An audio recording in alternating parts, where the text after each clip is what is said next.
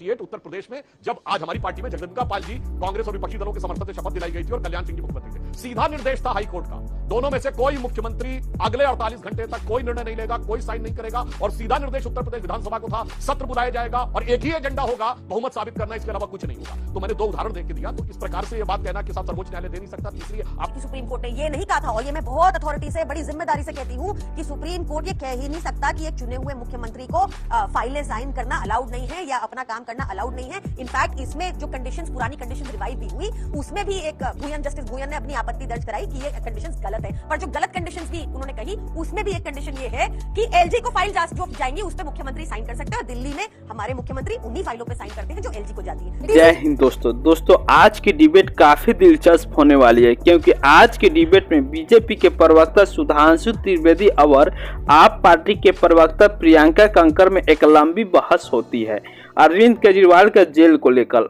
आम आदमी पार्टी के प्रवक्ता प्रियंका कंकर के आरोप है कि जब अरविंद केजरीवाल जेल में थे तो बीजेपी पार्टी के किसी भी फाइल पर अरविंद केजरीवाल का सिग्नेचर नहीं करने देती थी और अरविंद केजरीवाल के इस्तीफे को लेकर काफी बहस चली कि केजरीवाल डर गए हैं जेल जाने से, इसलिए इस्तीफे दे रहे हैं। तो वीडियो बहुत मजेदार होने वाली है, वीडियो को स्किप न कर पूरा देखें।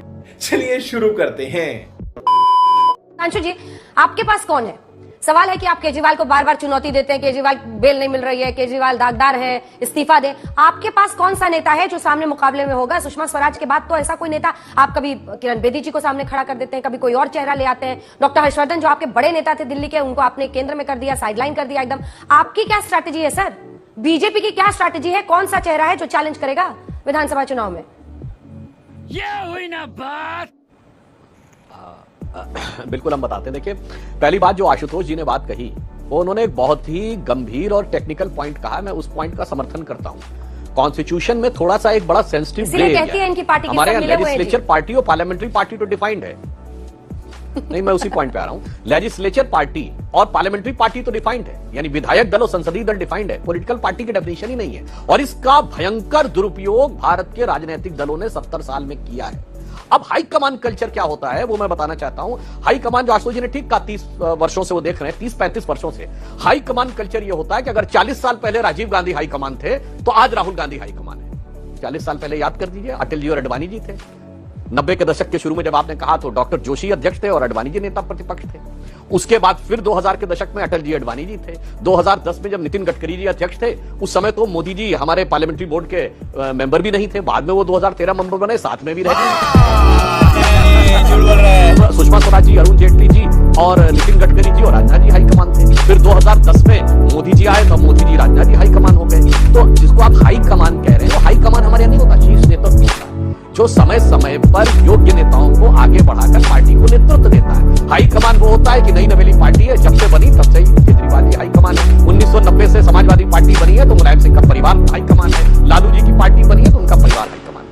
अब मैं इस बात का भी उत्तर देता हूं जो प्रियंका जी ने कही। देखिए, उनको संभवतः जानकारी नहीं थी या उन्होंने जानकर अवॉइड करने का प्रयास किया। प्रियंका जी, सर्वोच्च न्यायालय को पूरा अधिकार है मुख्यमंत्री नहीं राज्यपाल को भी निर्देश देने का। मैं कोट करके कह रहा हूं, 1994 एसआर बोम्मई केस, जब बहुमत सिद्ध करने की बात आई, सर्वोच्च न्यायालय ने सीधा निर्देश दिया कि राज्यपाल नहीं तय करेंगे किसको बहुमत है, सदन के पटल पर ही निर्णय लेना होगा। एसआर बोम्मई केस में लिखा है किसकी मेजॉरिटी है या नहीं, ये किसी व्यक्ति की निजी राय का विषय नहीं हो सकता, चाहे वो गवर्नर या प्रेसिडेंट। अभी मजा आएगा ना भिड़ो, क्यों ना हो। अब आइए मैं दूसरा उदाहरण देता हूं। 22 फरवरी 1998 उत्तर प्रदेश में जब आज हमारी पार्टी में जगदम्बिका पाल जी कांग्रेस और विपक्षी दलों के समर्थन से शपथ दिलाई गई थी और कल्याण सिंह जी मुख्यमंत्री थे। सीधा निर्देश था हाईकोर्ट का, दोनों में से कोई मुख्यमंत्री अगले 48 घंटे तक कोई निर्णय नहीं लेगा, कोई साइन नहीं करेगा। और सीधा निर्देश उत्तर प्रदेश विधानसभा को था, सत्र बुलाया जाएगा और एक ही एजेंडा होगा, बहुमत साबित करना, इसके अलावा कुछ नहीं होगा। तो मैंने दो उदाहरण देके दिया। तो इस प्रकार से यह बात कहना कि साहब सर्वोच्च न्यायालय दे नहीं सकता। तीसरी आपत्तिजनक बात आपने कही कि ऐसी नौकरी में थे जिसमें पैसा बना सकते थे, मतलब सारे IRS ऑफिसर जो है वो क्या पैसा बनाने के लिए नौकरी करते हैं। इस पे IRS एसोसिएशन आपत्ति भी दर्ज कर चुकी है। तीसरा आपने कहा पैसे उनके अकाउंट में तो पैसा रहा नहीं, तो हर आदमी ये समझता है कि जो आदमी IRS ऑफिसर रहा हो इतना तो बचकाना नहीं हो सकता कि जो उसने पैसा कुछ किया भी होगा वो अपने अकाउंट में रखेगा। तो कोई अपने अकाउंट में नहीं है, यह बात उचित नहीं लगती। और मैं तीसरा पॉइंट कहना चाहता हूं, जो आज अरविंद केजरीवाल जी कह रहे हैं कि मेरे विरुद्ध यह षड्यंत्र है, मैं अंजना जी कहता हूं जाके देखिए उस जमाने में इलेक्ट्रॉनिक मीडिया नहीं था। एग्जैक्टली यही बात, इसी भाव भंगिमा में लालू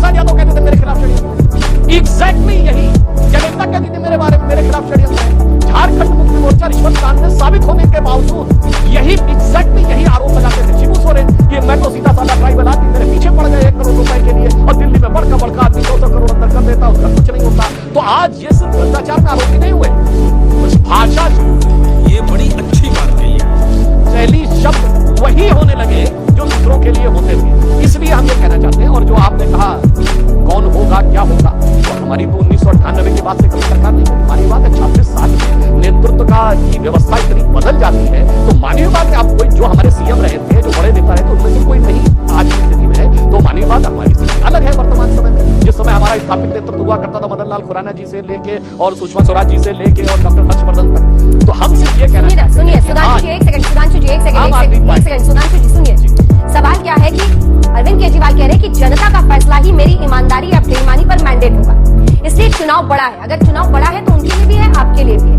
तो आपके पास क्या तरीका है? पिछली बार आपने देखा था जब उन्होंने इस्तीफा दिया था, उसके बाद किस तरह की चीजों के साथ अंजना जी सुनिए, अंजना जी ये बचकाना और शातिराना तर्क है। मैं देश के दर्शकों से कहूंगा, देखो भाई इनकी ये फितरत, भ्रष्टाचार का आरोप रख के जयललिता दोबारा सत्ता में आई, भ्रष्टाचार का आरोप रख के करुणानिधि दोबारा सत्ता में आई, डिस्प्रोपोर्शनेट एसेट केस के बाद मायावती को स्पष्ट बहुमत मिला, समाजवादी पार्टी को स्पष्ट बहुमत मिला, लालू यादव जेल जाने के बाद दोबारा आए, तो फिर काहे कहते थे बेईमान है? काहे कहते थे बेईमान है भाई? जनता का तो प्रचंड बहुमत उन्हें मिल चुका था। ये उस समय कैसे चीख के कहते थे सारी संसद चोर है, सब बेईमान है, ये आदमी इतना, वो तो सब बहुमत था। और आज मैंने कहा वही भाषा पे आ गए, वही भाषा पे आ गए, मेरे खिलाफ षड्यंत्र है और मैं चुनाव जीत जाऊंगा तो बेईमान। हाँ बेटा, लगता है तुम खा के ही मानोगे। यही तो मायावती, लालू, जयललिता, करुणानिधि सब यही कहते थे। तो जिसे कहते हैं रफ्ता रफ्ता वो मेरी हस्ती का साया हो गए। आज सारे भ्रष्ट नेता भारत की राजनीति के केजरीवाल जी के लिए यही कह रहे हो। चलिए ठीक है प्रियंका जी, अब आपके पास आते हुए और एक बार फिर टेक 2 में भी कोशिश कीजिएगा मेरे सवाल का जवाब दीजिए, क्योंकि देखिए मार्च के महीने में पिछले साल इस साल अरविंद केजरीवाल अरेस्ट हुए थे, 177 दिन जेल में काट चुके हैं। 23 फरवरी तक दिल्ली सरकार का टर्म है, तो फरवरी के महीने तक तो सरकार बनी जाएगी। लगभग 1 साल या तो जेल वाला सीएम या फिर कोई डमी सीएम। दिल्ली वालों की क्या गलती है? अच्छा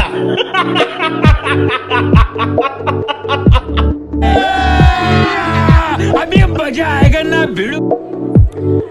अंजना जी, मैं आपको आश्वस्त करती हूँ कि दिल्ली वालों के लिए अरविंद केजरीवाल जी और आम आदमी पार्टी की सरकार हमेशा खड़ी रही थी और खड़ी रही है। दिल्ली वालों का कोई काम नहीं रुकेगा।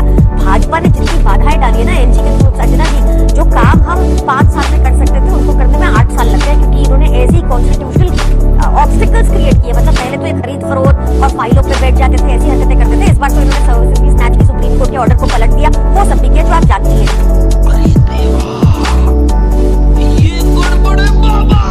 लेकिन ये आपको आश्वस्त करते हैं क्योंकि हम मुद्दों की राजनीति करने वाली पार्टी है। पर मेरे को आपको बताना है कि सुधांशु जी इतने चतुर है शब्दों के साथ। देखिए उन्होंने आपको फिर भरोसा, मुझ पे तोहमत लगा रहे हैं कि हो सकता है कि आईएएस एसोसिएशन को मेरे पीछे आना चाहिए क्योंकि मैंने ऐसा बोला। पर खुद बोले कि आईआरएस अफसर इतना चतुर होता है कि अगर उसने करप्शन किया होगा तो बैंक अकाउंट में पैसा नहीं होगा। ये सुधांशु जी के शब्द है। दूसरी बात सुधांशु जी कहते हैं कि कोर्ट कभी भी डायरेक्शन दे सकता है उपराज्यपाल और राज्यपाल को बोलने दी थी और कहा था कि सिर्फ फ्लोर टेस्ट कराओ।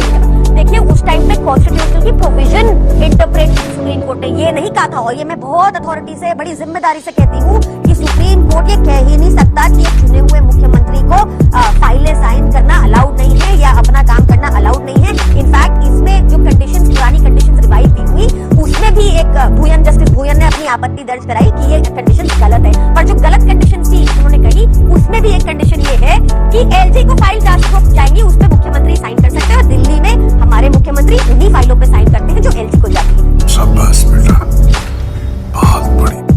दफ्तर में जाने पर रोक लगा दी है ना प्रियंका जी। प्रियंका जी इसी ऑर्डर में, ऑर्डर मेरे पास भी है, सीएम ऑफिस, हाँ सीएम ऑफिस भी जाने से मना कर दिया है, दिल्ली सेक्रेटेरिएट भी जाने से मना कर दिया है।